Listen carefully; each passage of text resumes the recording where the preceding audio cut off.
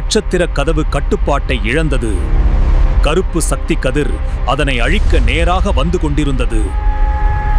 அந்த நொடியில் ஜீவிதன் ஓடினான் கதவின் சக்தி மையத்தை அடைய. கதவை மூடினால் அவன் பூமிக்கு திரும்ப முடியாது என்பதை அவன் அறிந்திருந்தான். ஆனால் மனிதர்களின் எதிர்காலம் அவன் ஒரு முடிவில் தான் இருந்தது.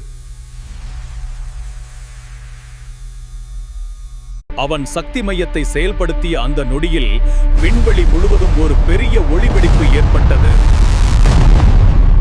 சில நொடிகளில் எல்லாம் அமைதியாகிவிட்டது.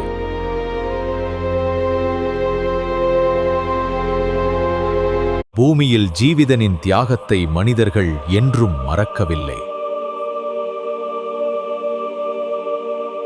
ஆனால் கதை அங்கே முடிவடையவில்லை.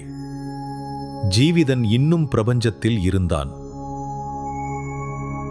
அவன் முன் மீண்டும் ஒரு புதிய நட்சத்திர கதவு தோன்றியது. அதன் உள்ளிருந்து ஜீவிதன் பூமிக்குள் திரும்பி வந்தான். அந்த நொடியில் ஜீவிதனின் கண்களில் மகிழ்ச்சியும் நிம்மதியும் கலந்தது.